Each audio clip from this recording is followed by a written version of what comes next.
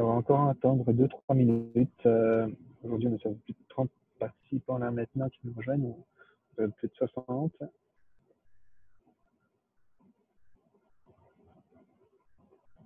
Donc, pour les participants qui viennent de nous rejoindre, Starting Pulse Online avec Patricio André sur la thématique de comment créer une entreprise avec 5 000 francs.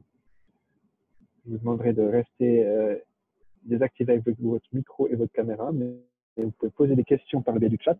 On sélectionnera vos questions tout au long de la présentation et on les posera à la fin lors de la période de questions et réponses.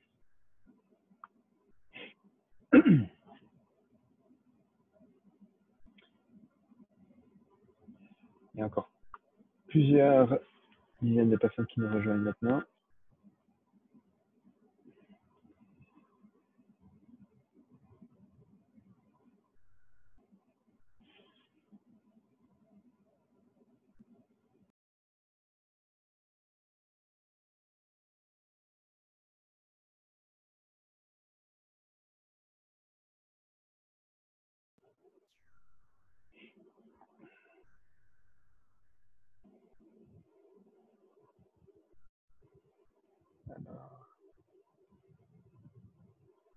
Parfait, je crois qu'on va lancer la session, déjà pour remercier la ponctualité des participants présents.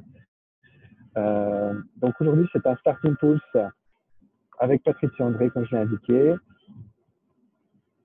En quelques mots, IFJ, si vous ne devriez pas connaître IFJ, c'est une organisation qui va vous soutenir dans la création de votre entreprise par le biais de nos équipes de juristes et de notaires. On va vous accompagner à créer votre entreprise, que ce soit une SA, une SARL, une raison individuelle, une société en nom collectif. Donc ça, vous pouvez le faire en ligne. Et maintenant, on a aussi lancé notre plateforme de création de modification au registre du commerce aussi en ligne. On a notre société sœur qui s'appelle Venture Lab, qui va vous accompagner et vous permettra de vous accélérer dans le domaine high-tech par le biais de différents programmes. Le programme le plus connu, c'est Venture Kick, qui est une fondation et une compétition pour gagner jusqu'à 150 000 francs. C'est une compétition en 3 étapes. La première étape, vous pouvez gagner 10 000 francs sur la forme d'une bourse. Ensuite, c'est 40 000 francs sous la forme d'un prêt convertible.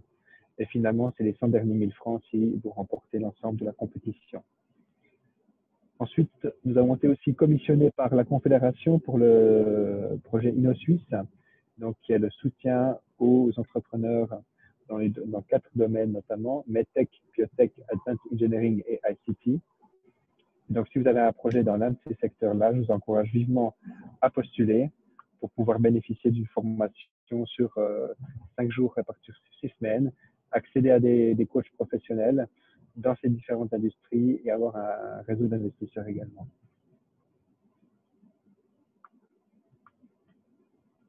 Ensuite, pour IFJ plus particulièrement, donc on a 3 missions. La première mission, c'est d'abord de vous informer par le biais de nos cours en création d'entreprise. Ensuite, c'est aussi par le biais de checklists qui vous permet de suivre les différentes étapes de création d'entreprise. Et enfin, le IFJ Business Plan Tool, qui est un outil pour vous aider à créer votre business plan.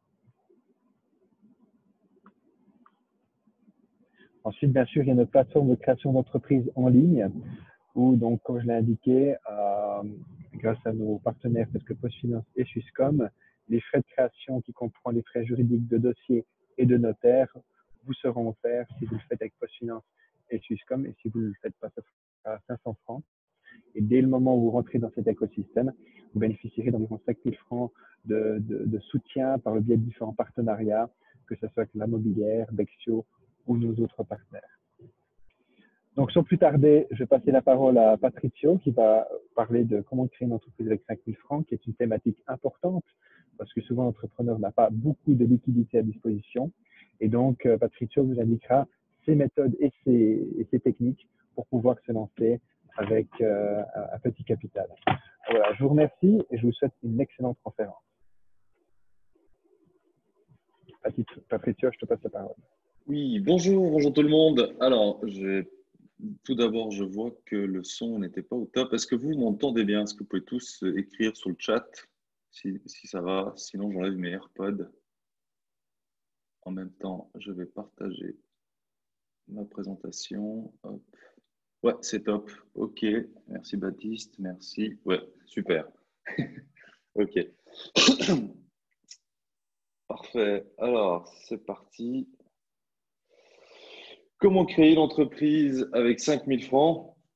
Alors, j'irais même jusqu'à vous troller un peu et dire qu'aujourd'hui, avec les tests qu'on fait en ce moment, j'arrive autour des 2 500 francs annuels. Attention, euh, on commence avec un spoiler alert. Déjà, quand je parle d'entreprise, durant la présentation, juste améliorer ma vue, voilà. Quand je parle d'entreprise, pour moi, c'est l'acte de créer un service ou un produit afin de générer un revenu. Je ne vais pas parler des aspects juridiques ou tout ce que l'IFG fait, c'est-à-dire moi, c'est trouver le meilleur moyen de générer, de créer un produit, un service qui génère un revenu afin d'en vivre et de se sentir bien. Un petit sommaire. Alors, qui suis-je? Au tout début, je vais un peu me présenter. Après, je vais poser le cadre, pourquoi il ne faut pas plus de 5 000 francs. Après, on ira dans le dur, on commencera à comment mettre en place un processus pour y arriver. Quels sont les outils que puis-je utiliser?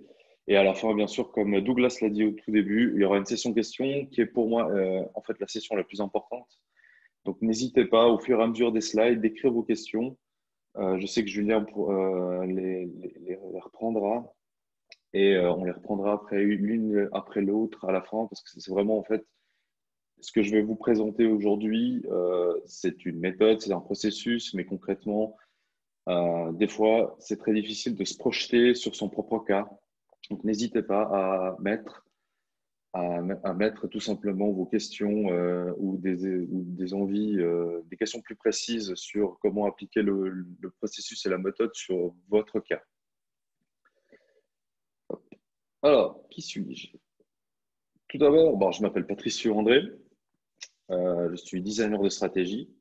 Concrètement, mon métier, se passe en deux actes. Tout d'abord, j'explore les transformations d'usage. Donc, quand je parle de transformation d'usage, c'est que je passe à peu près ma vie sur Internet ou à lire des livres sociologiques sur comment notre société se transforme. Tout simplement, comment on arrive du jour au lendemain à passer tout simplement à commander un taxi sur un téléphone alors que ou tout simplement réserver un voyage. Tout ça s'est transformé en très peu de temps. Et en fait, je monitore tout ça. C'est une plus grosse partie de mon travail. C'est de savoir vers où la société va, quelles sont les transformations, les changements qui sont en mouvement.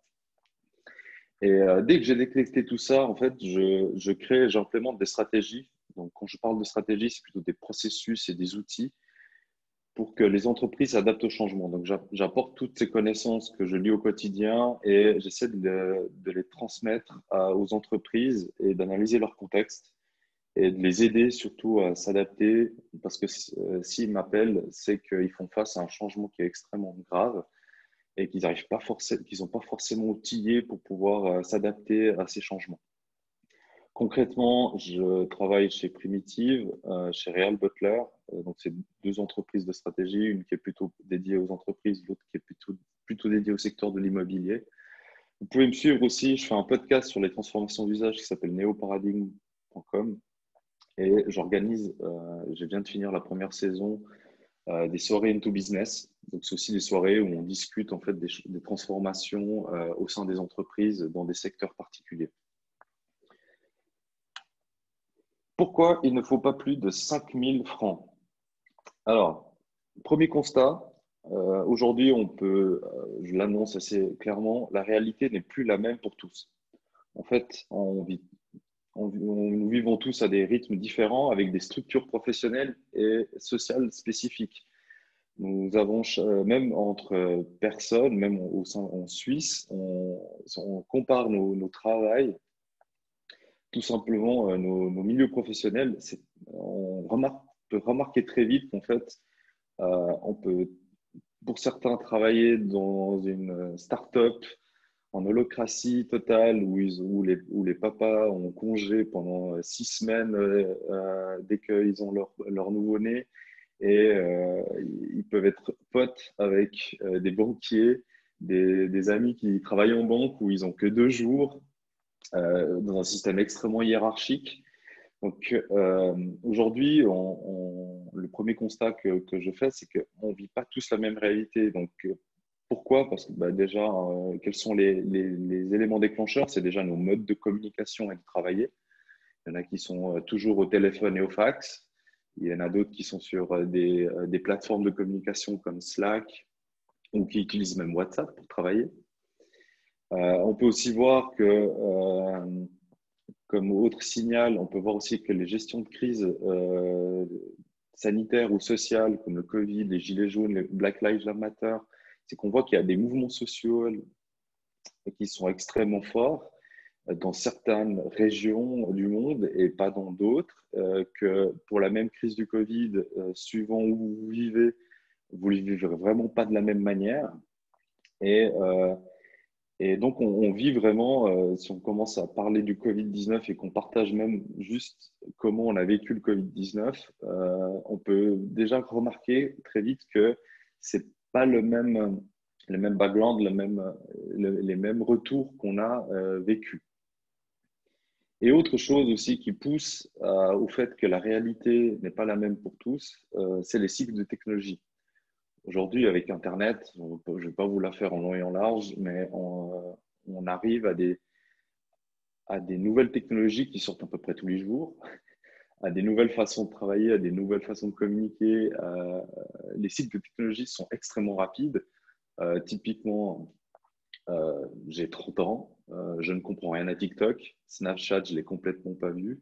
Et je suis quand même quelqu'un qui est très ouvert et très au fait de ce qui se passe, mais c'est des outils que je n'utilise pas, c'est des moyens de communiquer que je n'utilise pas. Et donc, aujourd'hui, il y a les jeunes d'aujourd'hui vivent des choses très particulières avec Snapchat et TikTok que moi, cette expérience-là, que je ne connais pas du tout.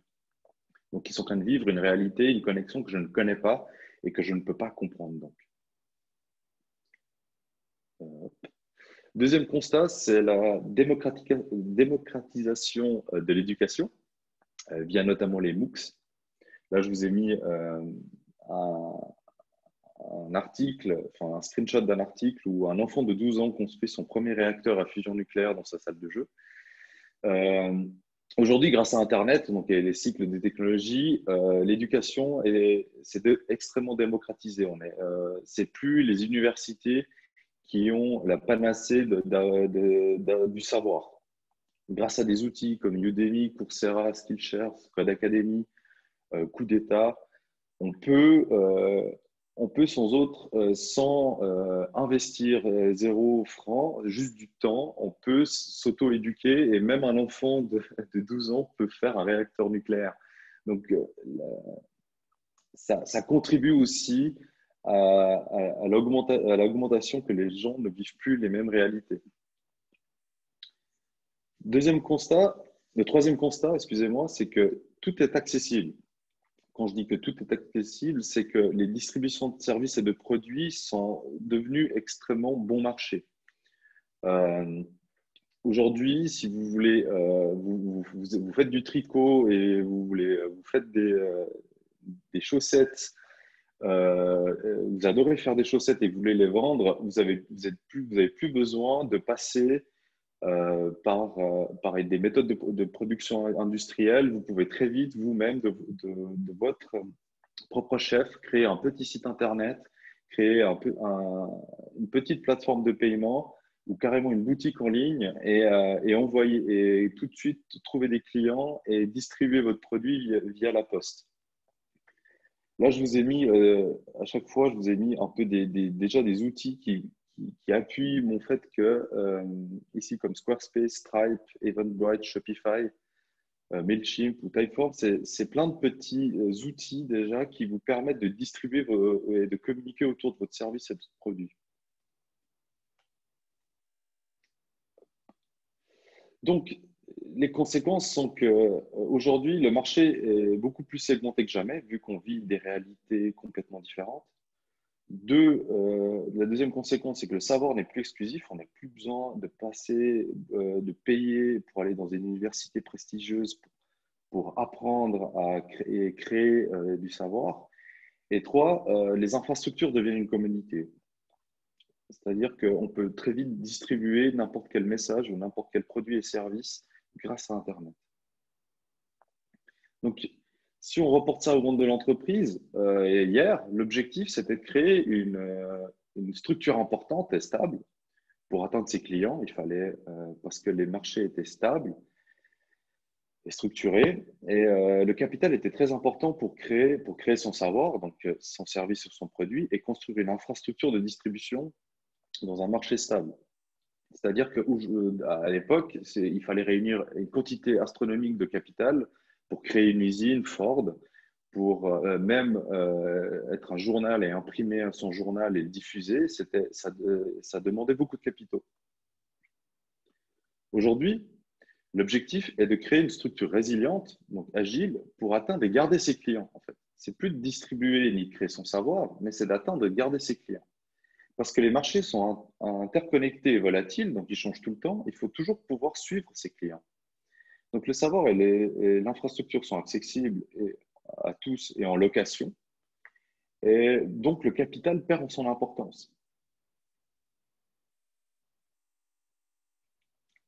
Donc c'est pour ça que 5 000 francs, on peut y arriver. Je vais vous montrer comment. Donc tout d'abord, il faut comment mettre en place une structure pour y arriver, ou plutôt comment mettre en place un processus pour atteindre et garder ses clients, vu les objectifs que j'ai énoncés avant. Excusez-moi. La première part, je prends une méthodologie qu'on peut taper sur Internet, Design Thinking ou Design Sprint, où c'est une méthodologie qui répond aux besoins des utilisateurs et des clients rapidement et à moindre coût. Donc, le Design Sprint, le Design Thinking, c'est des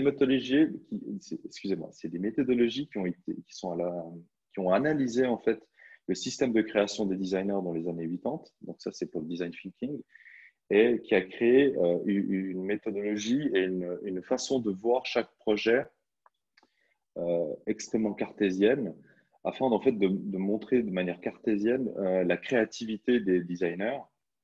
Et le Design Sprint, en fait, c'est la phase suivante, c'est-à-dire que le Design Sprint, c'est la version Google du Design Thinking. C'est une version qui est faite pour les startups. Et l'idée de cette méthodologie est très simple, c'est qu'en 5 jours, on arrive à décortiquer un problème, trouver une résolution, prototyper un minimum, un produit minimum vital, enfin un MVP, excusez-moi, je traduis en anglais, mais de trouver un produit minimum pour le tester à des utilisateurs pour voir si ça répond au problème. Donc en 5 jours, vous pouvez aller le chercher sur Internet, il est aussi en français. Je n'ai pas trouvé l'image en français malheureusement, mais en 5 jours, la méthode de Google permet de partir d'un problème, d'arriver à une résolution et carrément de le tester sur des utilisateurs. Donc comment en pratique ça se passe? Voici le processus que j'ai décortiqué, que j'ai un peu fait à ma sauce aussi pour aujourd'hui. C'est que tout d'abord, vous trouvez un problème à résoudre, une idée. Deuxième étape, vous parlez avec des potentiels usagers, des potentiels clients. En troisième phase, vous concevez un produit ou un service. En quatrième phase, vous testez auprès des usagers que vous avez rencontrés en phase 2 et vous itérez jusqu'à ce que vous arrivez en fait à trouver une boucle de vente que vous maîtrisez. Vous savez quel produit, quel problème vous résolvez, quels sont vos clients, et vous avez déjà eu des feedbacks et vous arrivez à un stade où vous pouvez lancer votre entreprise. Donc l'idée en fait c'est de créer un espèce de bac à sable au tout début où vous pouvez en fait concevoir, prototyper et tester votre vision et votre produit avec des usagers potentiels qui seront prêts à payer pour recevoir ce produit.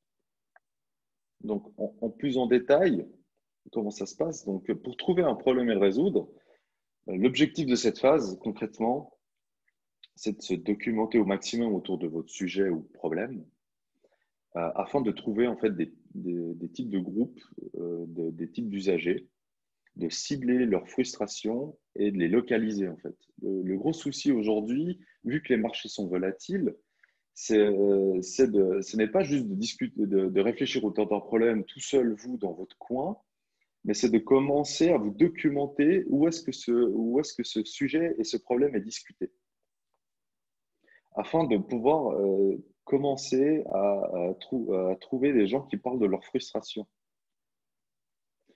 Et quand vous avez trouvé en fait ces endroits, ça peut être des groupes sur Facebook, des forums, bah, participez dans ces groupes ou créez un groupe à vous et participez dans ces groupes et ces forums pour être en contact direct avec vos potentiels clients. Si vous êtes dans un forum de médecins, vous verrez après, j'ai un exemple concernant une psychologue.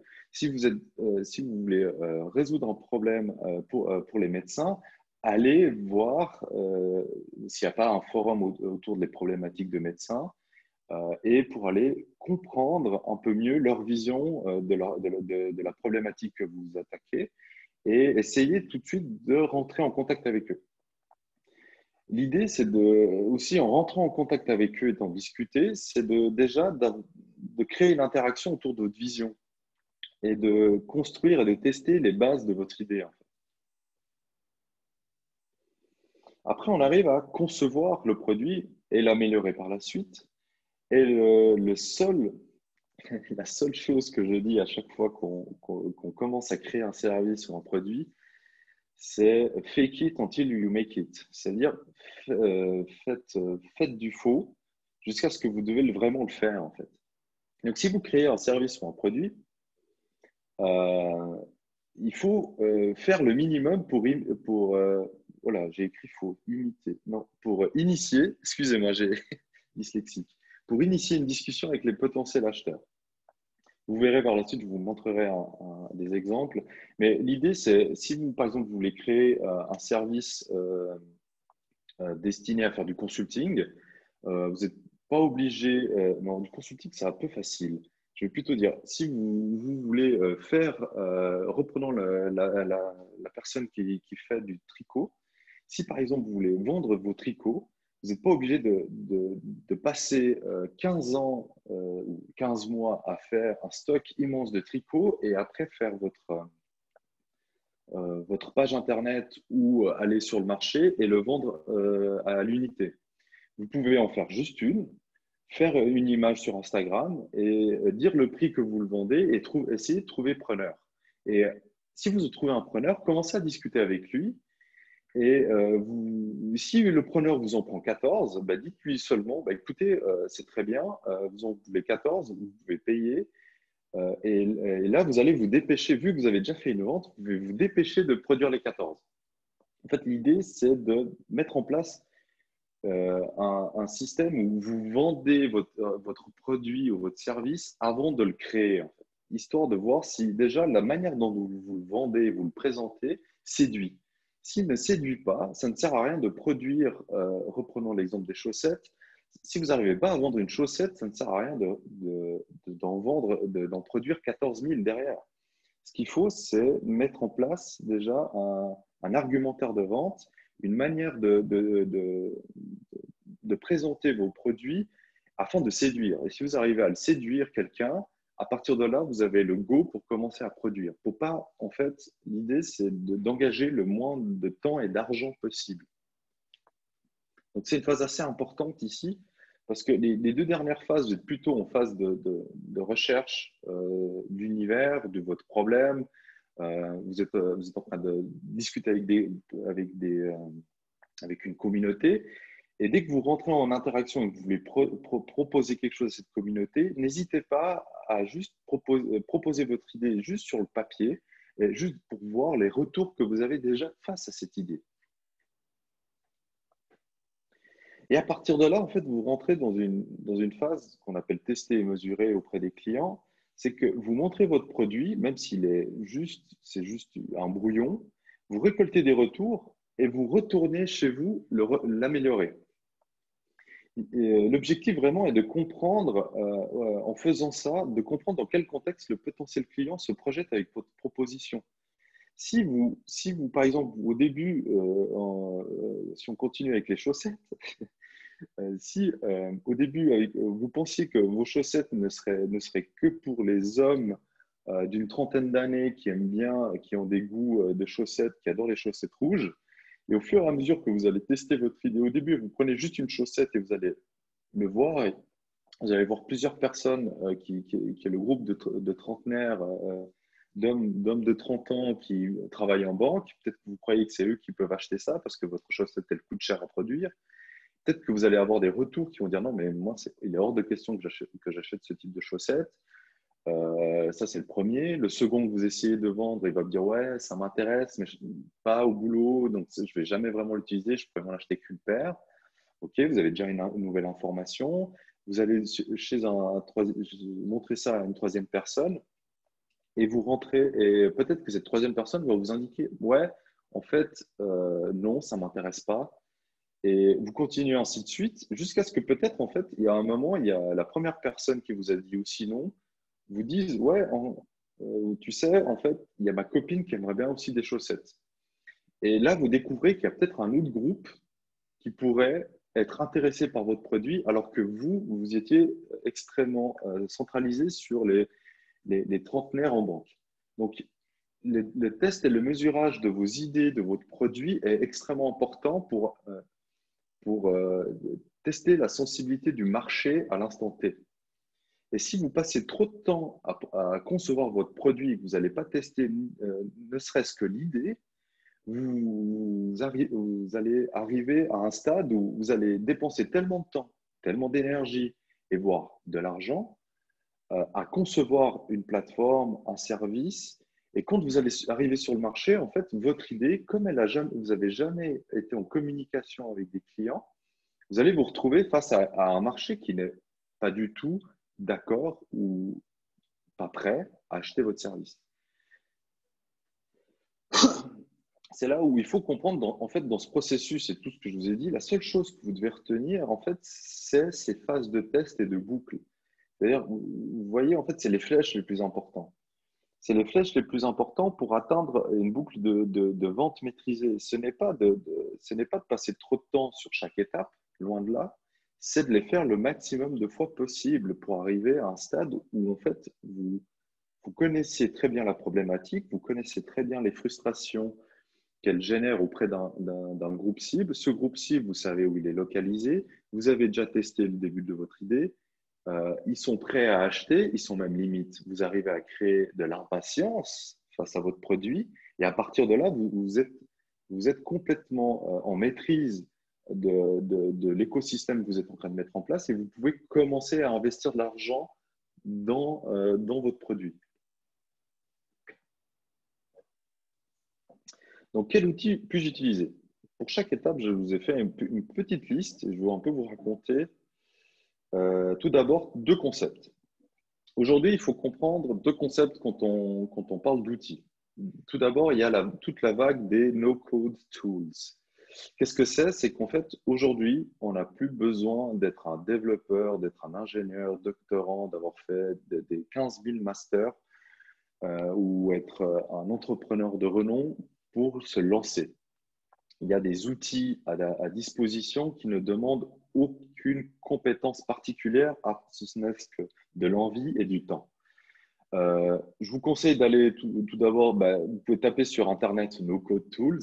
Il y en a des listes, il y a même des sites Internet qui s'appellent nocodetools.co ou nocode.tech qui sont des énormes listes comparatrices par catégorie de tous les outils que vous pouvez trouver sur Internet qui peuvent vous aider à distribuer votre service ou à mettre en place la structure de votre entreprise. Je vous conseille fortement d'aller guigner aussi sur YouTube toute cette vague-là. Ça fait à peu près 5 ans qu'elle ne fait que d'exploser parce qu'en fait, c'est des tools qui sont souvent gratuits au tout début à leur utilisation et qui sont payants au fur et à mesure de votre utilisation. et vous permettent en fait de développer très vite une micro-infrastructure digitale sans grands frais. Donc ça, c'est le premier concept. Le deuxième concept que vous devez comprendre, ça s'appelle les API, donc les Application Programming Interface. Qu'est-ce que c'est les API? Donc, la plupart des no-code tools ont des API. Alors, vous avez peut-être sûrement dû entendre parler des API. En fait, c'est une petite partie de tous les outils que vous utilisez sont ouvertes. Alors, quand je m'explique qu'elles sont ouvertes, ça veut dire qu'elles sont ouvertes et elles peuvent être liées à d'autres outils. C'est-à-dire qu'on peut commencer à créer de la communication entre vos outils que vous utilisez. Celui qui explique le plus, c'est le service qui le fait le mieux, il s'appelle Zapier. Donc aussi, allez voir sur Internet. Tout ce que je vous dis ici sur cette présentation, c'est juste des petites bribes d'informations. Si vous voulez creuser l'information, je ne vais pas l'expliquer ici, je vous laisserai vous-même, par vous-même, aller explorer ça. Donc Zapier est un des services pionniers qui permet de connecter plusieurs services en même temps. Il y a aussi ActionDesk, ifttt.com. Si vous voulez, c'est une centrale de management de vos outils qui peut faire communiquer d'une application à une autre. Comme exemple, je pourrais vous citer, par exemple, quand je reçois un mail avec une pièce jointe, en fait, ce qui se passe, c'est que j'aime pas chercher dans mes mails, mais j'ai un Google Drive, j'ai un Dropbox qui stocke tous mes fichiers en ligne. Et en fait, j'ai réussi à connecter, grâce à Zapier, mon mail et Dropbox et dire à Gmail, et quand je reçois un mail avec une pièce jointe, envoie-la chez Dropbox. Et j'ai un dossier sur Dropbox avec toutes les pièces jointes que je reçois.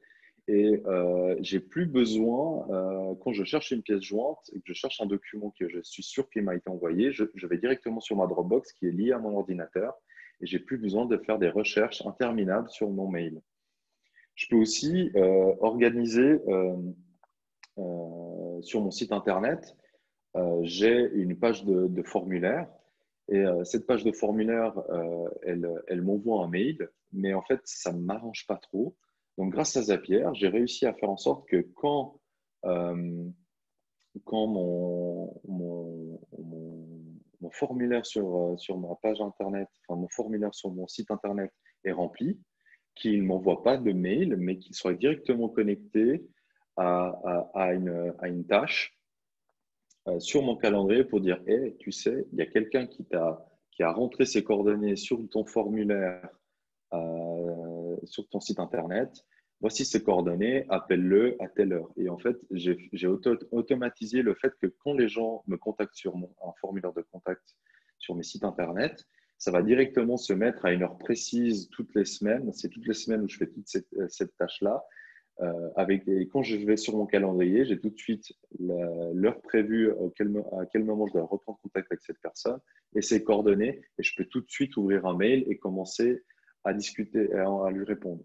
Donc, les API, en fait, c'est vraiment extrêmement important. C'est une technologie extrêmement révolutionnaire aujourd'hui qui permet en fait de communiquer les applications entre elles.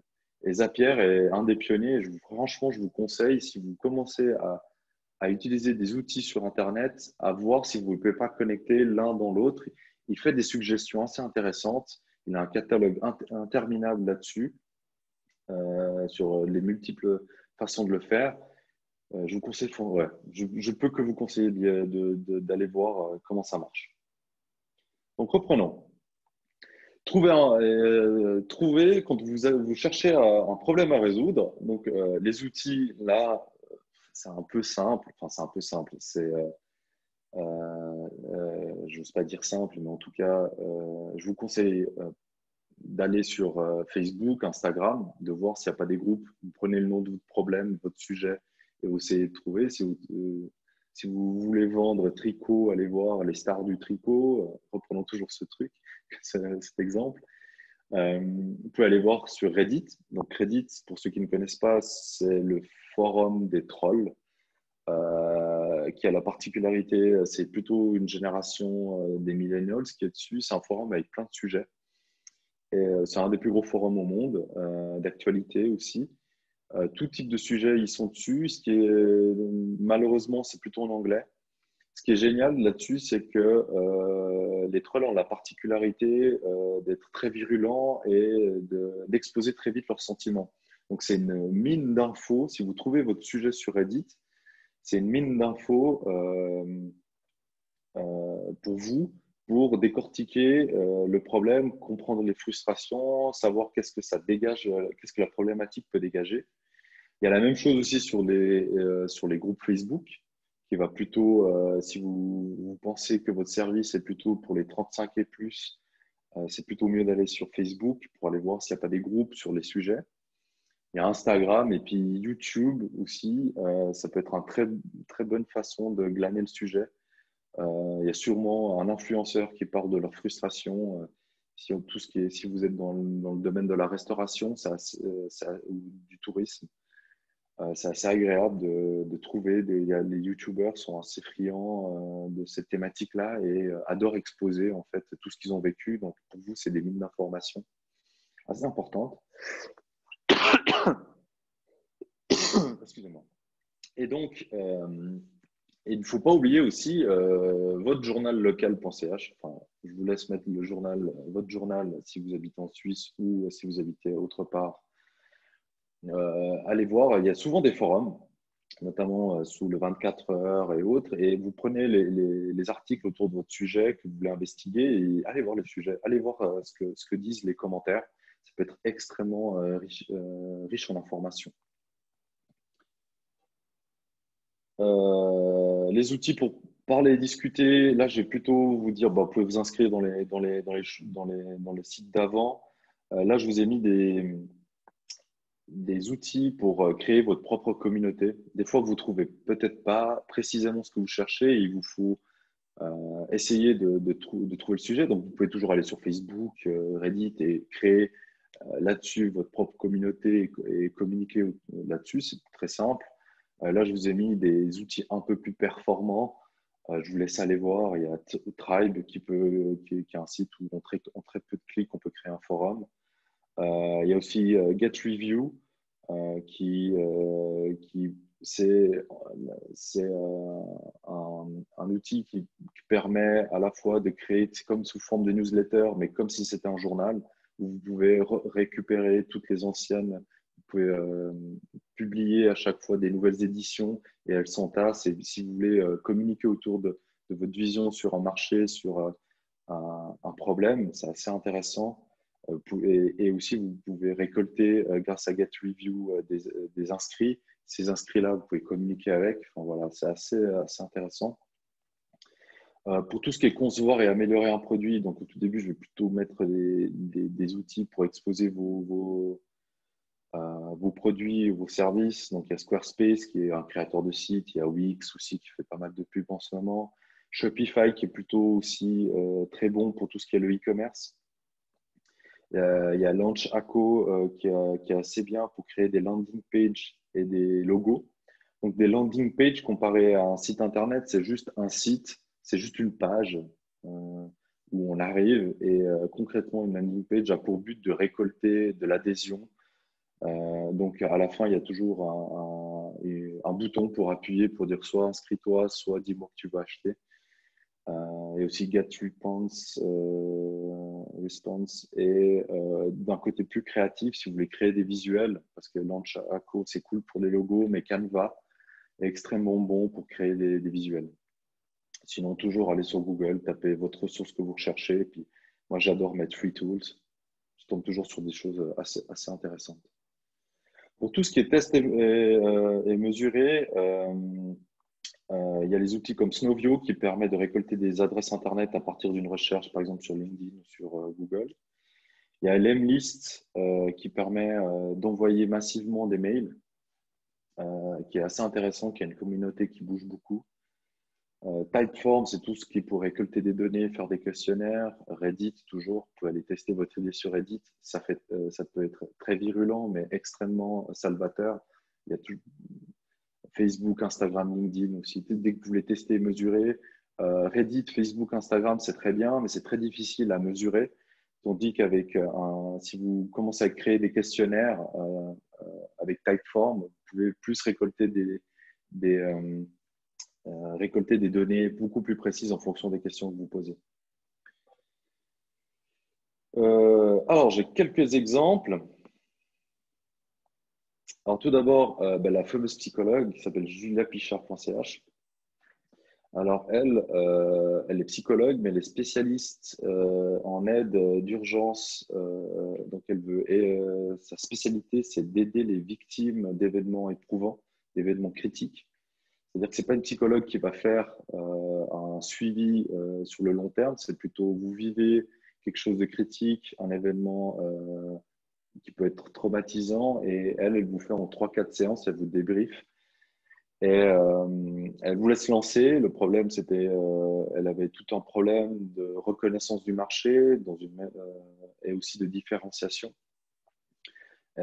Son problème, c'est que quand on dit psychologue, on s'attend à avoir un suivi psy. Quand on dit psychologue, on s'attend à avoir quelqu'un d'à peu près de 50 ans, cette vieille personne. Enfin voilà, on a les images en tête du psychologue et du divan. Je vous en passe des meilleurs.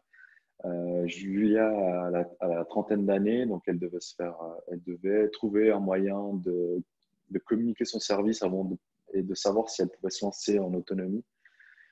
Son infrastructure, elle a acheté un nom de domaine, Infomaniac ou autre, ça lui a coûté 10 francs. Elle est sur la suite G Suite pour tout ce qui est créer des documents partagés, comme c'est la suite comme Office 360, mais avec Google. Son mail aussi est géré par Google. Ce qui est très bien quand on utilise G Suite, c'est que la plupart des services que je vous ai indiqués permettent de se connecter depuis votre adresse Google. Donc, dès que vous faites un G Suite, en fait, ça devient un peu le passe-partout pour tester ou pour pour vous loguer dans d'autres services. Aussi dans Zapier, par exemple, Squarespace. Donc, elle a pris un Squarespace qui lui coûte à peu près, tous ces chiffres-là, c'est par mois. Elle a Squarespace pour faire son site internet, Snowview pour récolter, parce qu'elle avait besoin de faire des envois mail pour se faire connaître, pour targeter, enfin pour cibler des médecins, Lemlist pour envoyer dès qu'elle avait les listes des mails, pour envoyer les call mails, Canva pour faire ses visuels, parce qu'elle adore, elle a un côté créatif, elle voulait vraiment pouvoir créer. Elle a dû passer par Vistaprint pour imprimer. Elle a eu besoin d'artefacts non digital, donc du print. Elle a eu besoin de flyers et elle a besoin d'un local pour ses sessions. Donc, elle a une moyenne de 150 francs par mois et d'un un compte en banque pour encaisser peut-être les premières. Un compte en banque qui était complètement autre que son compte en banque privé. Donc, elle est passée chez Néon. Et en gros, le premier mois, ça lui a coûté 515 francs et à partir des mois suivants, c'est une moyenne de 254 francs par mois parce que c'est des systèmes d'abonnement. Et en fait, ce qui est bien avec ces systèmes d'abonnement, ça la rassurerait de maîtriser en fait ses coûts, c'est-à-dire voilà, elle prend des abonnements par mois et le jour où si ça marche bien, elle prend à l'annuel et elle se fait des économies. Si ça marche pas, elle peut arrêter du jour au lendemain. Il y a audacieux.ch, donc un ami étudiant s'est rapproché de moi. Je ne dirai pas son nom parce qu'il ne veut pas que je le dise. Bref. Il voulait créer, en fait, il boursicote, comme il dit, il fait de la bourse, mais il aimerait créer une communauté autour de sa vision d'investissement. Parce qu'il pense qu'il a une vision à long terme, il pense qu'on peut changer la société ou en tout cas influencer sur la société avec les investissements. Et il veut pouvoir incapaciter les gens à le faire de leur côté et de ne pas laisser les banques investir pour eux. Et en même temps, il aimerait proposer un accompagnement de la mise en place d'une structure personnelle pour investir. Donc ça, c'est extrêmement simple. Il lui fallait un nom de domaine. Avec Infomaniac pour 10 francs, il a une adresse mail et son nom de domaine. Il est passé par ReadyMag, qui est c'est comme Squarespace, un créateur de site internet. Et il a pris la version gratuite. Canva parce qu'il veut aller sur les réseaux sociaux et GetReview parce qu'en fait, il veut créer, en fait, il va faire des espèces de newsletters, il veut les publier et il veut qu'elles soient accessibles. Et avec GetReview, il peut aussi manager et bien comprendre qui s'inscrit et pas. Donc, en gros, étant un étudiant, quand il est venu vers moi, au début, l'investissement, c'était de 25 francs.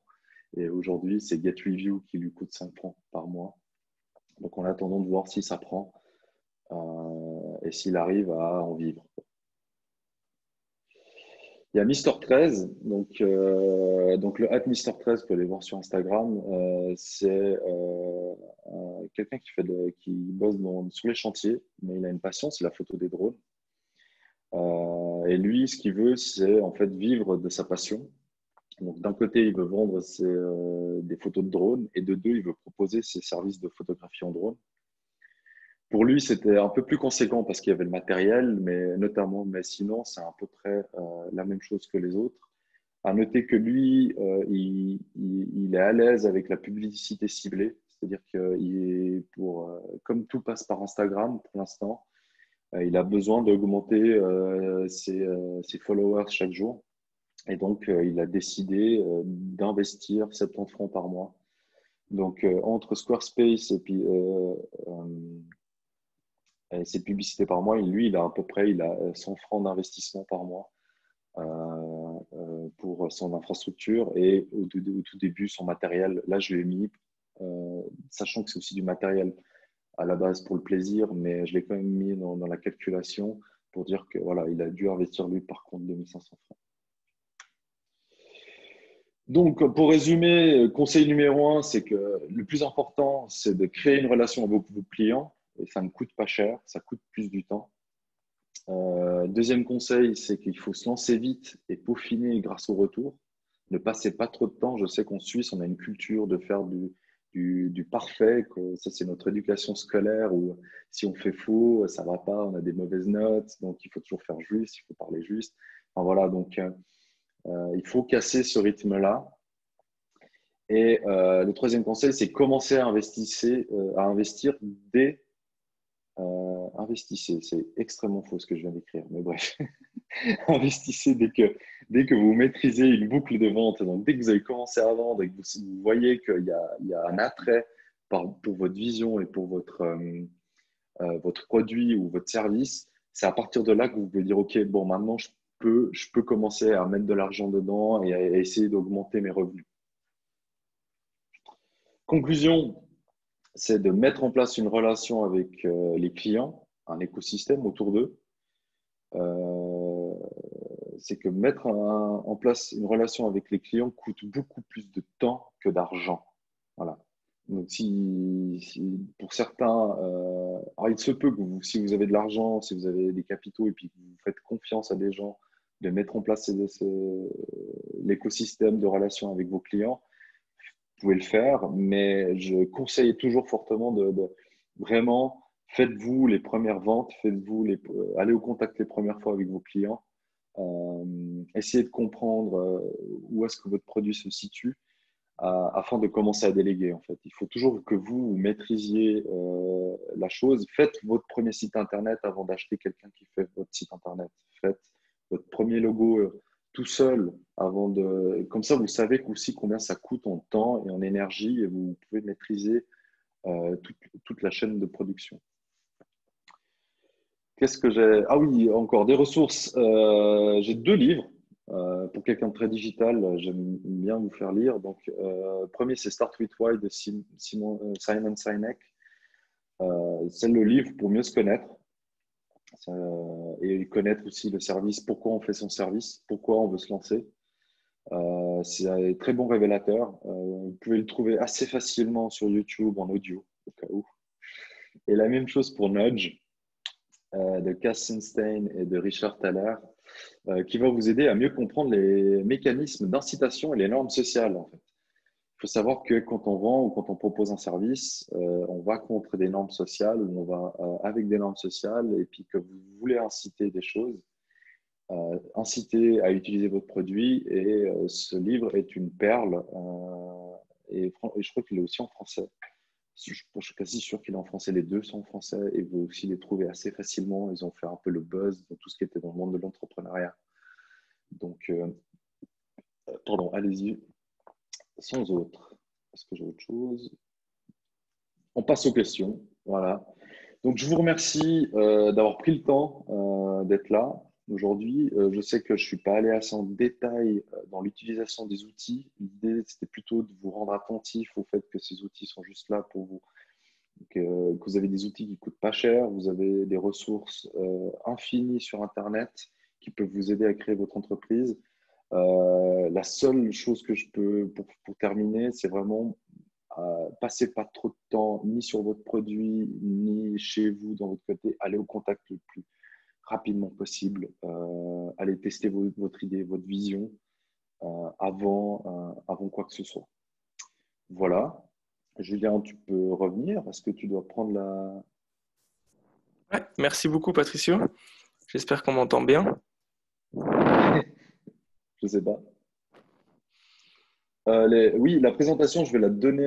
Je pense que je peux vous la donner. Enfin, je peux vous l'envoyer à l'IFG et puis vous la transmettre. J'ai juste la question que je viens de taper. Voilà. À Ok. toi, tu peux me tège. Non, c'est bon. Non, c'est tout bon. Bah, tu peux rester là. C'est les questions, elles sont pour toi, donc tu peux rester là. Vous n'hésitez pas à continuer à poser vos questions si jamais je les relirai encore maintenant. Donc la première question, c'était pendant la présentation de ton profil. Je pense que c'est aussi un peu sous forme de blague, mais c'est de dire que tu étais un peu un ethnologue 2.0 avec ce que tu fais actuellement. Euh, ouais, alors on va se tutoyer déjà. Tu peux pas. Oui, alors oui. Aujourd'hui, ouais, il y a toute une vague, en tout cas tout ce qui est au niveau design, qui se rapproche pas mal du social. Et effectivement, un bon designer aujourd'hui est obligé d'avoir, en fait, en tout cas, un designer travaille pour les gens et c'est pas un artiste qui expose sa vie, mais qui doit pouvoir être au contact. Donc oui, je lis beaucoup je crois que j'ai plus lu de livres de sociologie que de beaux bouquins d'images. Ouais. Est-ce que j'ai répondu à la question? Je ne sais pas, mais oui, je crois que oui. J'espère, je pense, ouais. C'était une réaction en tout début de discussion, donc j'espère que la personne qui a demandé le dira s'il n'est pas content. Ensuite, tu as parlé de discuter un petit peu de ces idées, vraiment d'en parler autour de soi pour que les gens puissent les découvrir, donner des conseils, rencontrer des gens, avoir des nouveaux contacts. Et du coup, il y a quelqu'un qui a réagi en disant qu'il comprenait le point de vue, mais est-ce que c'était pas risqué aussi de parler tôt de son idée, dans le sens de risquer des copies et comment se protéger à ce niveau-là? Alors, les copies, prenons une chose après l'autre. Je vais balayer très vite les copies. La plupart des idées, j'ai rarement, enfin, et j'en entends à peu près une dizaine par semaine. On se copie à peu près déjà tous.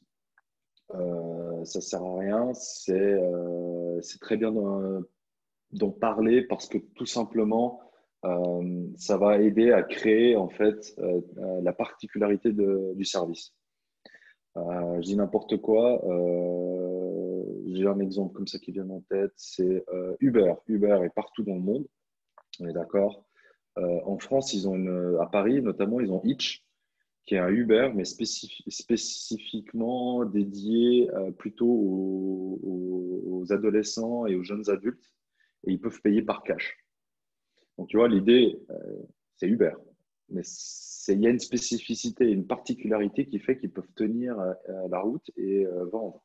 Donc, en fait, moins tu discutes de ton idée, plus tu t'auto-complètes dans le fait que tu as la meilleure idée au monde. Ça fait un peu mal après. Et puis, plus tu la gardes, plus tu es convaincu et plus tu l'exposes, plus tu le prends comme une attaque quand on l'attaque l'idée. Et ce qu'il faut savoir, c'est qu'une idée, c'est comme un bébé. C'est un bébé qui, comme un bébé quand on est parent, des fois, on a des bébés cons. Donc, des fois, l'idée, moi, quand je dis, quand ton idée, c'est un bébé, tu l'éduques. Des fois, il fait des conneries, tu le reprends et tu le ramènes, tu l'éduques un peu et tu le remets après sur la place publique. Donc, l'idée, il faut la mettre sur la place publique. Il faut qu'elle se fasse sa propre vie qu'elle s'auto-éduque et que toi, tu es juste, quand tu es le générateur ou l'entrepreneur de l'idée ou de l'entreprise, tu es juste là pour la manager et faire en sorte qu'elle ramène de l'argent. Il faut l'exposer. Si on ne l'expose pas, en fait, on va garder l'idée et entre-temps, comme le marché marche très vite, aujourd'hui, si je présente mon idée à quelqu'un, il va me donner un input. Demain, je vais revenir en disant autre chose, un peu mieux élaboré. Peut-être qu'il va pas aimer, qu'il va préférer la première idée, mais tant que j'ai pas fait ces va-et-vient, tant que j'ai pas présenté, tant que j'expose pas en fait ma vision et puis que j'essaye pas de tester sur des gens, en fait, t'es entre toi et toi-même et c'est pas bon parce qu'en fait, tes clients, c'est pas toi tu vas pas t'auto-acheter, quoi. Tu peux pas. Et ça, c'est très difficile au début parce que c'est une question culturelle.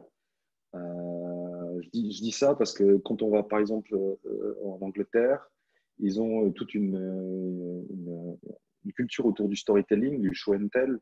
Tu dois toujours raconter ta vie, raconter ce que tu fais. Même si au début, à la fin, ça passe pour de la mythomanie, des fois même, ou de l'exagération en Suisse. Mais en fait, le fait, c'est qu'ils travaillent leur pitch, quoi, et puis ils regardent comment l'histoire, elle marche. Ah tiens, l'histoire, comme je la racontais, elle marche pas. Enfin, peut-être que je l'améliore, en fait. C'est comme, en fait, un show d'humoriste, quoi, qui va tester ses blagues. Les humoristes, ils vont pas, ils ont testé leurs blagues sur des multiples scènes avant de l'enregistrer et d'en faire le zénith. Donc, c'est un peu ça, en fait, les histoires d'idées. Et pour les histoires de copie, vraiment, faut oublier. Tout le monde a les mêmes idées. La grosse différence, c'est la différenciation et la rapidité d'exécution. Si entre toi et moi, Julia, aujourd'hui, tu me donnes une idée, on se donne une idée qu'on ne connaît pas, c'est celui qui peut la mettre en place la plus vite, qui est la plus vite sur le marché, qui gagne. C'est tout. Il n'y a pas de vol. C'est celui qui est là, qui a gagné, quoi. Donc, il y a quelqu'un dans le chat qui a directement réagi à cette question en disant l'idée en elle-même, elle vaut pas grand-chose. Donc, c'était une phrase courte, mais j'imagine que c'était dans cette idée-là de dire que voilà, l'idée en elle-même, si elle n'est pas retravaillée, si elle n'est pas jugée, si on n'utilise pas un peu les retours des autres pour la travailler, se mettre en place et aller le plus rapidement sur le marché, l'idée en elle-même, si elle reste chez soi et qu'on n'en parle pas, c'est vrai qu'elle n'a pas énormément de valeur. Par exemple, Audacieux, donc le service d'accompagnement pour mettre en place la plateforme d'investissement personnel. Enfin bref, je la pitch vraiment pas bien cette idée. Le constat était fait par l'étudiant, c'est ouais, on investit. Enfin, c'était avec l'histoire de JP, la question est vite répondue et compagnie. Ça, c'est vraiment n'importe quoi. C'est de la désillusion. Et en plus, en même temps, il travaille en banque. Il a fait un stage en banque. Il dit que les banquiers, c'est vraiment pépère. Ils n'investissent pas dans l'avenir. Ils s'en foutent. Tout ce qu'ils veulent, c'est l'argent. Et puis, ils pensent vraiment qu'on peut vraiment impacter la société via la bourse. Et en plus, en dégageant des bénéfices assez cool. Et ils pensent vraiment qu'on peut en capaciter ça. Mais concrètement, pour l'instant, il a juste mis en place la plateforme. Il va sortir bientôt la première édition de sa vision. Mais et à un moment, je lui pose la question, mais les trolls, t'en fais quoi? Ah ben, qu'ils viennent. Enfin, il y a un côté aussi, c'est générationnel. Il a la vingtaine, il le prend monstre bien, les trolls. Si on a 45 ans et puis qu'on vient de sortir de banque et qu'on veut se lancer en tant que consultant, c'est autre chose. Mais il faut comprendre qu'il faut la tester, quoi. Il faut y aller. Ok, super, merci beaucoup. Je pense que tu as bien répondu à la question. Comme tout à l'heure, si jamais il y a des réactions par rapport à la réponse, n'hésitez pas à les donner aussi. Je lis toujours ce que vous dites là dans le forum. Ensuite, il y avait une question par rapport à quand tu mettais l'un après les autres les prix des différentes choses pour créer une entreprise à bas coût. Il disait le prix du domaine, ok, une dizaine de francs, mais est-ce que tu n'oubliais pas le prix pour l'hosting du site web? La plupart des services que je mets, et aujourd'hui, si vous prenez Wix, Squarespace ou autre, en fait, c'est eux qui hébergent le site. Ton taf à toi, c'est juste de lire dans la FAQ et de lier le, le, le- les DNS. Enfin, il y a juste une partie technique où il faut lier le nom de domaine au service. Et dès que c'est fait, en fait, c'est eux qui hébergent tout. Après, effectivement, ça pose plein de problèmes éthiques pour certains. C'est pas hébergé en Suisse. Effectivement, c'est pas hébergé en Suisse. Il n'y a pas encore de service infomaniac qui propose en fait l'hébergement et l'outil pour créer le site par-dessus.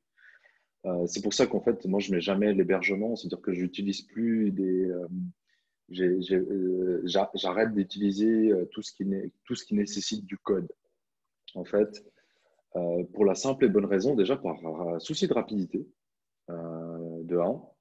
Et j'ai remarqué aussi que c'est aussi par envie d'incapaciter mes clients ou les gens que je suis à eux prendre en possession les plateformes. Je ne sais pas, Julien, si tu as codé il y a une quinzaine d'années, tu devais ouvrir ton hosting, installer un WordPress. C'était une mécanique extrêmement lourde. Si tu n'avais pas un développeur à côté qui te le faisait en 3 clics, c'était compliqué. Donc non, je n'ai pas oublié le hosting. Ok, parfait. Euh, du coup, la question d'après, c'était au niveau de l'étude de marché. Donc, tu parles d'aller un petit peu tester ton idée sur les forums, d'en discuter. Voilà, pareil, ce qu'on disait avant, d'en discuter aussi de personne à personne, en face à face et tout ça. Et donc, la question, c'était de savoir, est-ce que l'étude de marché classique, elle te paraît toujours utile ou bien est-ce que c'est vraiment remplacé par ce dont tu parlais là sur les réseaux et en face à face? En fait, je vais la faire simple. Tu as plus de 35 ans, on t'a éduqué à coup de marché classique, études de marché, on t'explique. Enfin, les institutions, toutes les institutions vont parler d'études de marché, business plan, des choses où on doit se projeter sur l'avenir. Euh, Moi, j'y crois pas trop. Pourquoi? Parce que ça reste la vision d'une seule personne, c'est très biaisé. Tout comme les business plans où demander de se projeter d'ici 5 ans, enfin, je veux dire, c'est compliqué aujourd'hui. Enfin, même financièrement, qui a fait son business plan il y a un an a mis Covid dans l'année 2020? Personne. Enfin, il y a un côté où en fait les études de marché, en fait tous ces outils qu'on utilisait, les écoles de commerce utilisent beaucoup à l'époque ou encore maintenant, c'est de figer à un instant T l'avenir est très compliqué en fait. Ça, ça, en fait, tu poses à un instant T une vision sur un marché qui bouge, quoi, qui bouge tout le temps. Enfin, j'en parlais avec l'étudiant sur le marché qui aurait cru que Tesla explose. Enfin, il y a plein de choses qui bougent trop vite. Et se forcer à faire l'exercice, en fait, et en plus faire une étude de marché, ça prend du temps. Donc, le jour où tu prends tes données, le jour où 3 jours plus tard, tu les analyses, après tu relis ton truc, et une semaine plus tard, après tu rends peut-être ton étude de marché un mois plus tard, tes données, elles sont déjà eu un mois. Enfin, si tu vas les reprendre, je suis sûr que elles ont déjà changé ou il y a déjà d'autres choses. Tandis que, et ça ne prend pas en compte en fait l'aspect émotionnel du marché. C'est ça aussi qu'en sociologie et en ethno, ils ont des outils. Et puis moi, je le retranscris sur le forum. Tu peux très vite sentir où ça va, quoi. Tu testes ton idée, bim, non, c'est n'importe quoi, ou il y a mieux, ou il y a peut-être qu'il y a mieux, il y en a qui... il y a des forums, j'avais trouvé un forum où tu pouvais, c'était sur Reddit, c'est devenu un service même, tu pouvais aller sur je ne me rappelle plus du nom, mais bref, tu pouvais dire, est-ce que ça existe en Asie? Donc tu pitches ton idée, c'était surtout pour tout ce qui était bouffe, tu, tu dis, ouais, est-ce que ce type de produit existe? Et puis, tu avais des gens en Asie qui allaient prendre des photos et puis ils te disent, ouais, et puis c'est bon. Et puis, ils te font déjà directement une review du produit. Et limite, tu envoies après 5 dollars au mec pour payer le biscuit que tu as voulu copier. Enfin, voilà. Et puis, tu vois, les informations s'échangent extrêmement vite. Euh, L'effort que tu as pris une journée sur Reddit pour faire ça et puis faire ton étude de marché. Et tu as une information extrêmement précieuse. Et l'étude de marché, bah, c'est très compliqué. Et autre chose aussi, les études de marché, Enfin, moi, par exemple, des fois, on me présente des études de marché ou des business plans. Moi-même, même si on me dit expert et compagnie, mais qu'est-ce que j'en sais du marché? Enfin, là, même si je lis le marché, pourquoi je vais indiquer à quelqu'un, dire oui, c'est plutôt à gauche ou plutôt à droite? Je vais plutôt lui dire, écoute, je vais t'apprendre à récolter des données, à les analyser. On peut les analyser ensemble, mais par contre, je ne peux pas te dire si ton étude de marché est bonne ou pas. Parce que je ne l'ai pas faite l'étude, je ne suis pas allé au charbon, je ne sais pas de quoi tu me parles. Ok,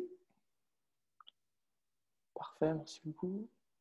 Ensuite, il y avait une question de quelqu'un qui disait, là, il prenait l'exemple d'un business de boisson. Je ne sais pas si c'est un cas concret ou si c'était un exemple au hasard, mais de dire le genre de business où on a le sentiment, en tout cas, qu'on est obligé d'avoir des locaux pour pouvoir lancer le business au début. Et du coup, c'était une question. Moi, je rajoute un peu à la question, est-ce que quand on a le sentiment que c'est obligatoire, est-ce qu'il y a des fois des solutions externes? Et dans la question, c'était plutôt de dire, est-ce qu'il y a des techniques pour avoir des locaux moins chers que aller démarcher directement des gens qui possèdent des locaux et aller louer des choses qui nous intéressent? Alors, là, au niveau ressources, je vais le marquer sur le chat.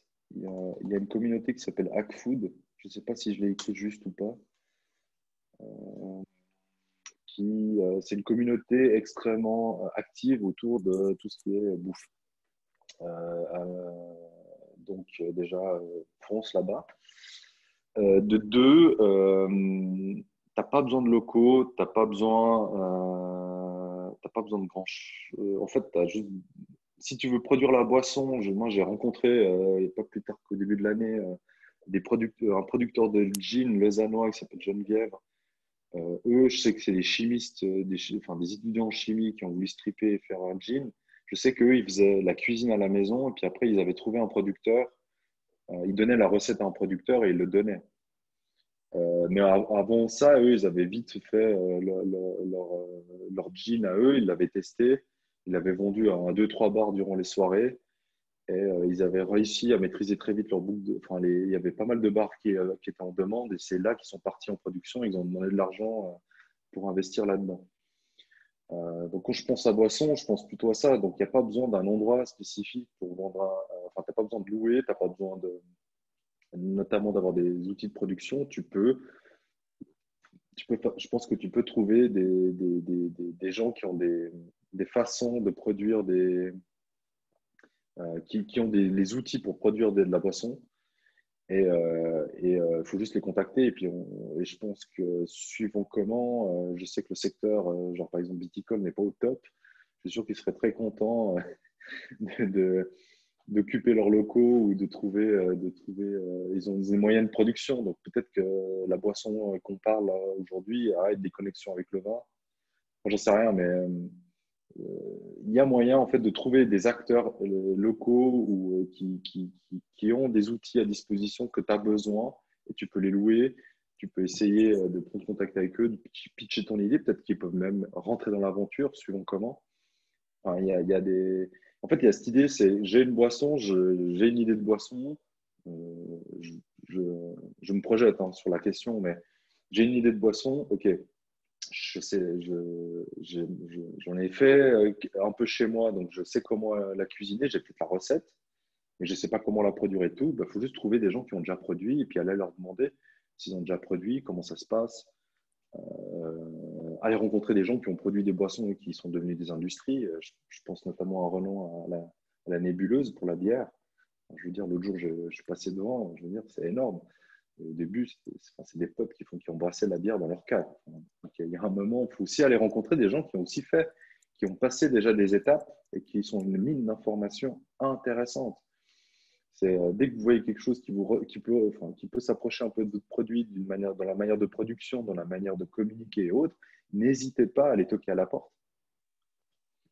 Ok, super intéressant. Donc en plus, on revient à ce fait de quand on a une idée, si on n'a pas les sous pour la production et qu'on n'en discute pas, on reste un peu tout seul chez soi, mais si on s'ouvre et qu'on va vraiment voir qui a les connaissances qu'il faut pour nous aider, et ça marche tout de suite beaucoup mieux, quoi. Et puis la plupart des gens, ils sont, enfin, je veux dire, en plus, suivant dans quelle idée, dans quel secteur tu tombes, euh, tu, tu, euh, il y a des secteurs qui sont en crise.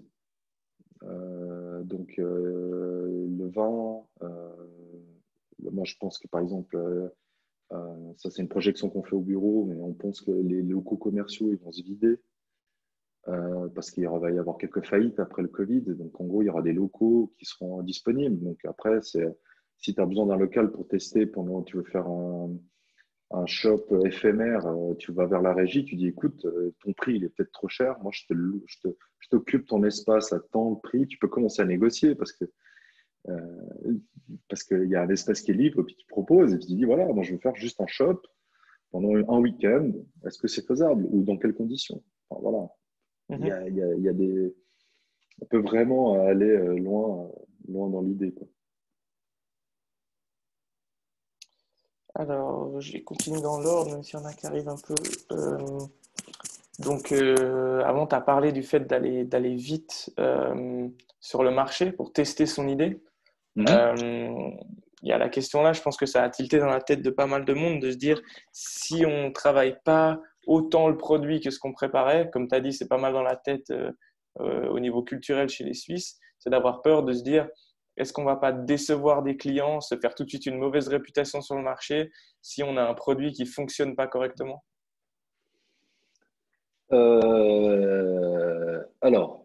Si quelqu'un n'est pas content, alors quand quelqu'un n'est pas content, c'est ton meilleur ami. Il faut vraiment faut pas le prendre personnellement. Faut vraiment se mettre dans la tête, c'est mon enfant a fait une bêtise. Qu'est-ce qu'il a fait? Ouais, il a fait ça, c'est n'importe quoi. Vraiment, quand vous dites en discussion puis qu'on vous engueule, mettez-vous. Chaque fois, c'est qu'est-ce qu'il a fait comme bêtise? Ah, il a fait ça. Ah, il a une faute d'orthographe. Moi, j'en fais plein. Vous avez vu peut-être ma présentation, ceux ils m'ont gaulé. Je vais dire, ah, donc vraiment le prendre c'est des mines d'informations parce qu'ils vont vous expliquer leur frustration. Donc, ils vont peut-être vous donner plus d'informations sur le problème. C'est genre, ton truc, tu avais dit qu'il faisait ça, mais il fait que ça. Et puis, en fait, moi, je m'attends à un truc un peu plus précis comme ça. Enfin, il va t'apporter plein d'infos. Et puis, en fait, tu dis, OK, mon enfant vient de faire une bêtise, donc je vais le ranger. Hop. OK, est-ce que si je reviens, enfin, c'est rare de décevoir quelqu'un. En fait. Euh, décevoir quelqu'un, détruire sa réputation, ça, c'est des délires de banquier. Je veux dire, concrètement, euh, si tu viens avec plein de volonté et puis tu dis, voilà, je propose ça, ouais, c'est ça, ça, ça, tant que tu ne mens pas sur tes capacités ou tu n'es pas dans la vente, dans la vente de faux, la vie est belle. Quand quelqu'un n'est pas content, bah, et puis même s'il est extrêmement énervé, puis là je lis sévère l'image. Donc s'il il commence à écrire un énorme post LinkedIn et il te crache toute sa haine sur toi. Concrètement, la moyenne, c'est quoi? Il va toucher 4-5 personnes qui va lire son post, voire plus. Allez, si c'est un influenceur, tu vas toucher toute sa caste. Bah, concrètement, si toute sa caste déteste ton produit, il change de caste. Donc, c'est que ton produit est sur la mauvaise case. C'est tout. C'est juste tout. En fait, c'est une question de. Il faut comprendre que c'est pas vous le problème, vous en tant que personne, c'est l'enfant entreprise, l'enfant idée. Et deux, s'il se fait critiquer, bah, c'est que vous l'avez envoyé à la mauvaise personne, c'est tout. Il faut juste trouver un autre type de personne, un autre type de groupe, ou peut-être que ou ce groupe-là a besoin d'une nouvelle formulation de la problématique et du service. Enfin, voilà, c'est pas vous, quoi. C'est pas vraiment vous. Et puis, il n'y a aucun impact. Personne n'aura aucun impact. À moins que c'est Bill Gates, ouais, Jeff Bezos, ouais, d'accord, quand tu pèses autant et que tu dis que toi t'es une merde, ça fait mal. Mais le reste, la vie est belle. Ok, super intéressant cette partie aussi de voir un peu l'importance enfin, comprendre l'importance de comment on prend les choses aussi qui peuvent avoir un gros effet. La question d'après, c'était de dire, la méthode que tu proposes là, c'est il disait du Lean Startup façonné pour l'écosystème suisse. est-ce que tu l'as déjà façonné pour d'autres pays? Là, il donnait l'exemple de la France ou les US. Ou est-ce que pour toi, c'est plutôt une génération où dans le monde entier, cette façon de faire, elle peut marcher? Alors, est-ce que ça peut marcher? Ce que j'aime bien dans cette façon de fonctionner, c'est que l'échec n'est pas un problème.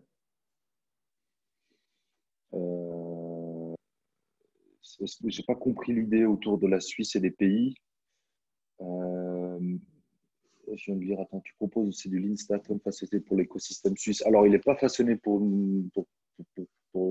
rien du tout. En fait, c'est moi, à chaque fois, je suis quelqu'un qui est nourri de beaucoup d'outils puis qui va aller chercher des briefs qui me plaisent. Donc, ce que je vous ai fait, c'est un espèce de mix. C'est une version entre. Je vais prendre le sprint. Ce que j'aime bien dans le design sprint, c'est le fait que ça délivre très vite et que ça va tester très vite. Et allez voir, il y a des vidéos, c'est assez intéressant. Vous lisez le livre. Mais vraiment, on est en 5 jours. À Lausanne, il y a un design sprint. On a un des pionniers en Europe de la méthode qui le fait pour des grandes entreprises. Donc, ce que j'aime bien, c'est le côté délivrer vite.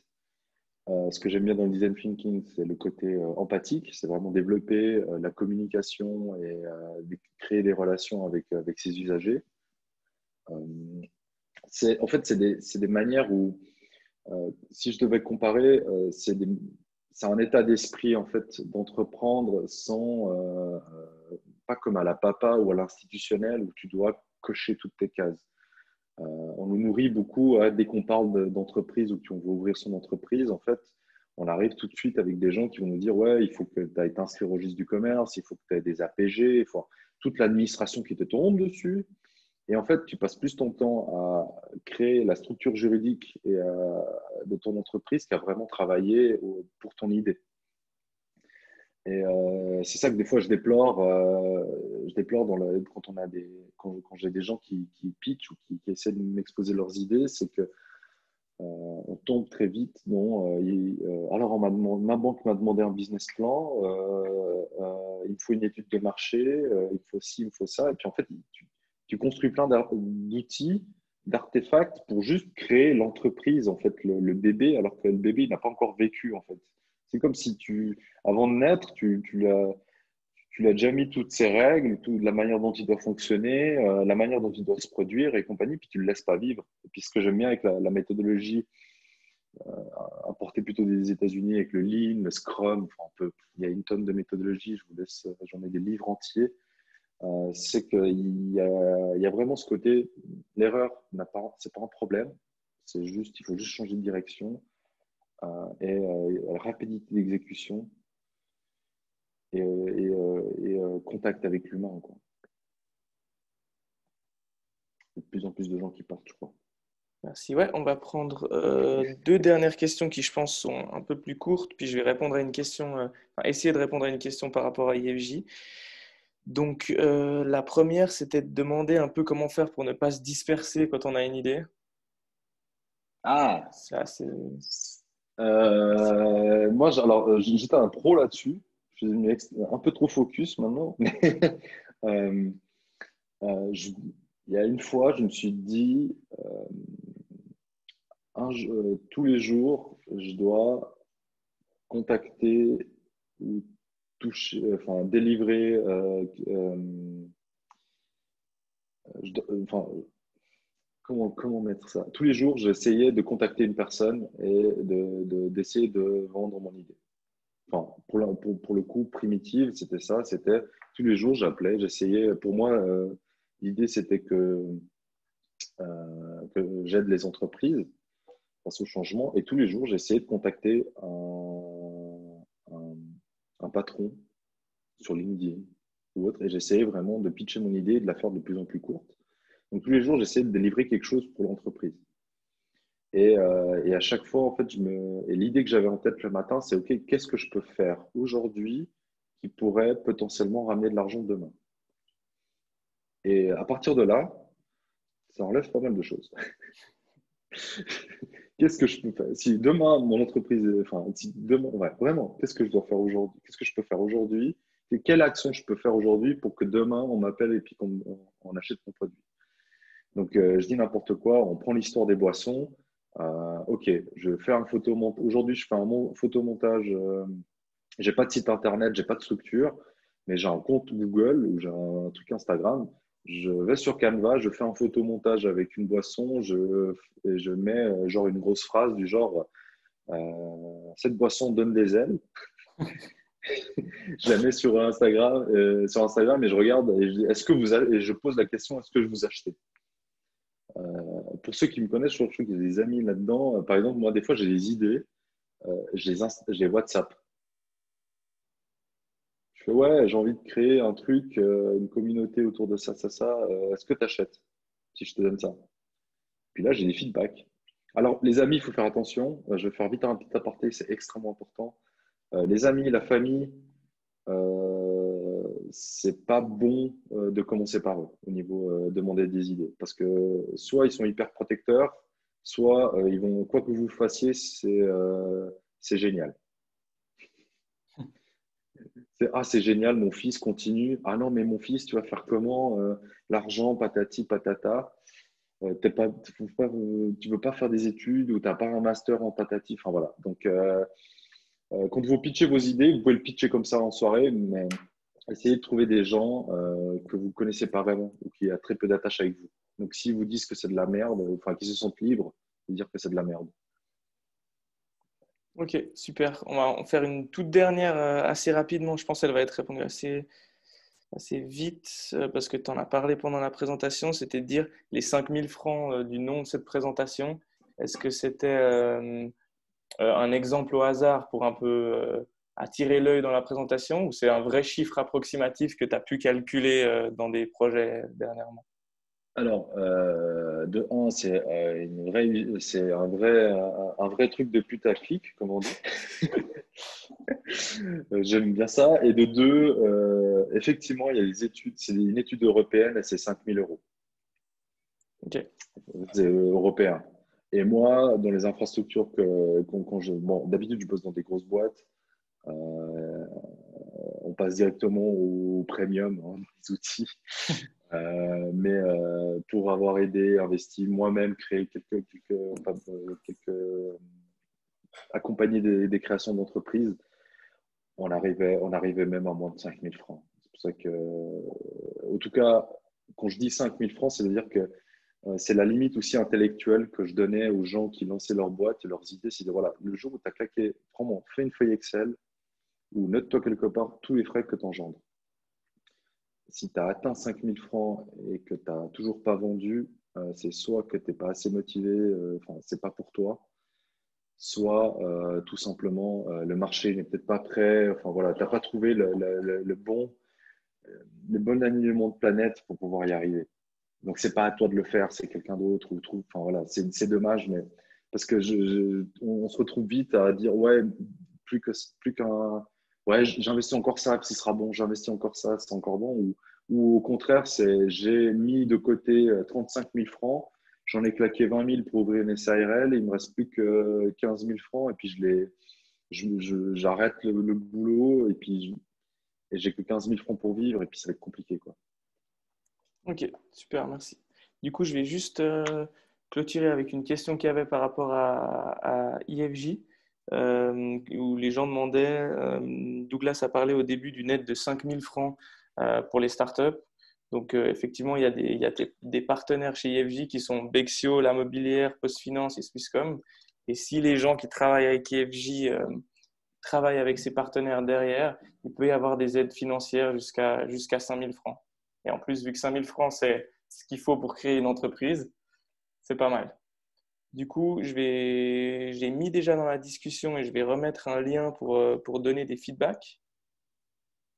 Et je vais tenter de pas de faire de bêtises et vous partager mon écran pour vous donner le QR code pour pouvoir donner aussi le feedback qui est ici. Je te laisse 2 minutes pour que vous ayez le temps de le prendre. Et puis c'est tout bon pour moi. Merci beaucoup, Patricio. Merci à vous. Bonne soirée. Merci. Ciao, ciao.